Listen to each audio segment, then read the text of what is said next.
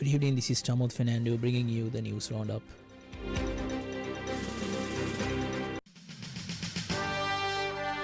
The top story on Gold FM.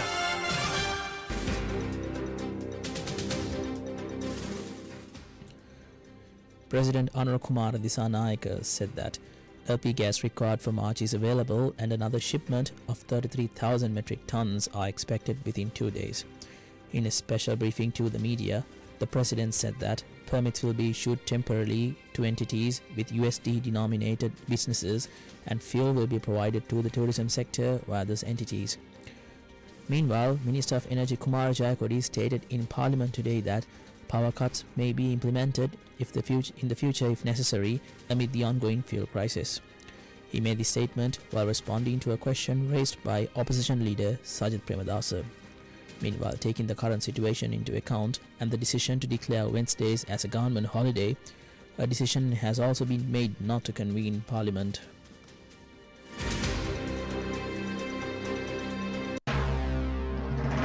This is the local news on Gold FM.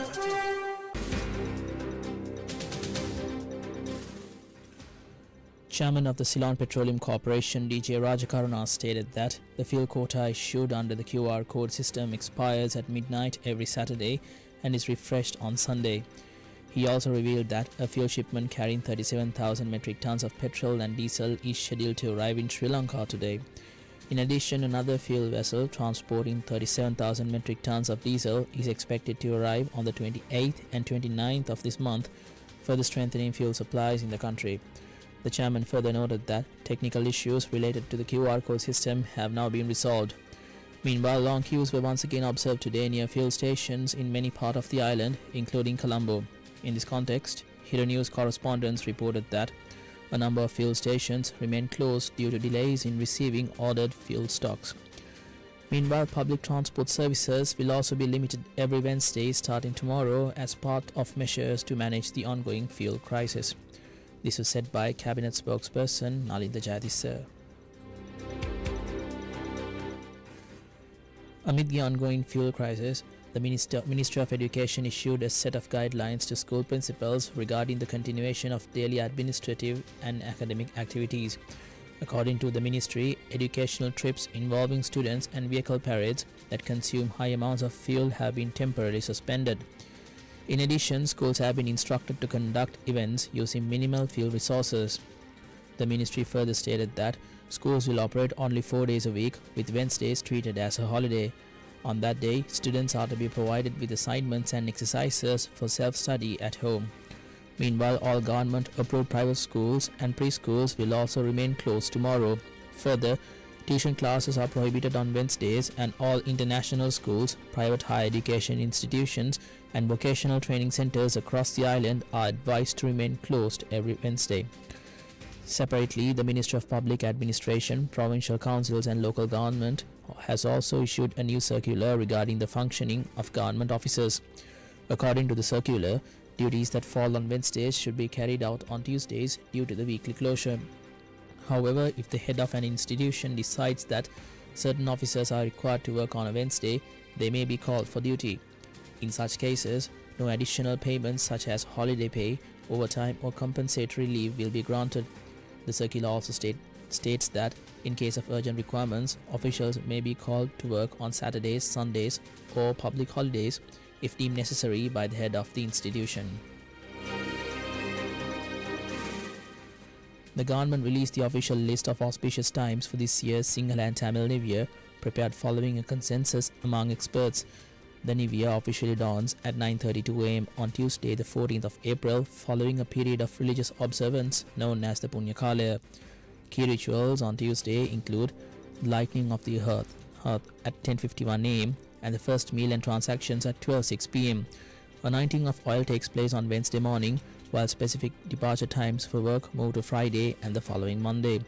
The festivities conclude on the 23rd of Thursday with a designated time for planting tree saplings at 9:01 am.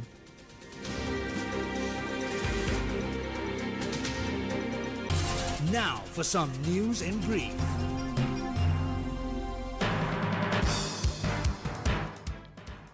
Trade Minister Vasantha Samarasinha states that Prices of essential food items in the country may rise due to the ongoing warfare in the Middle East.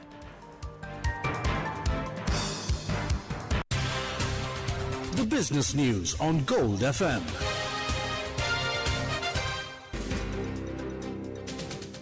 The All-Share Price Index of the Colombo Stock Exchange declined 521.17 points today to close at 20,418.09 today.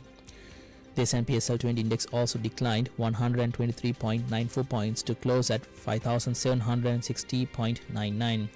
Total market turnover was 5 billion rupees.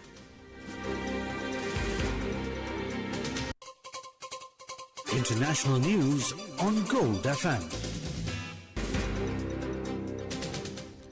The head of the United States National Counterterrorism Center, Joseph Kent, resigned over the U.S.-Israel war in Iran. In a letter to U.S. President Donald Trump posted on X, he said, quote, "Iran posed no imminent threat to our nation," unquote. Meanwhile, in the past 12 hours, Israel's Defense Minister Israel Katz confirmed that overnight airstrikes have killed Ali Larijani, Iran's top national security chief and a key political figure who had taken a leading role after earlier losses in the senior command. Larijani, last publicly seen at Quds Day events just days ago, was targeted alongside Gholam Reza Soleimani, head of the Basij paramilitary force. Israel described the operation as a part of a broad wave of strikes on government and military infrastructure in Tehran and other provinces. Iranian authorities are yet to officially confirm the deaths. Entertainment news on Gold FM. Kiki Shepard, longtime co-host of Showtime at the Apollo, has died at the age of 74 following a heart attack. Shepard hosted the popular variety show from 1987 to 2002, becoming a familiar face of the iconic Harlem stage. Her co-hosts over the years included Sinbad and Steve Harvey.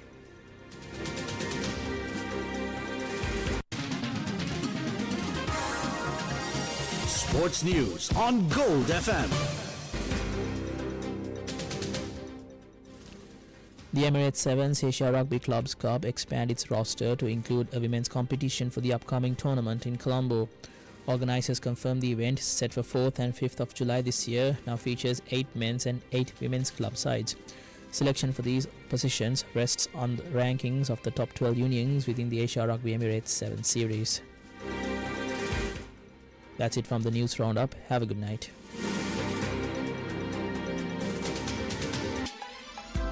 Sit back, relax, and wind down to the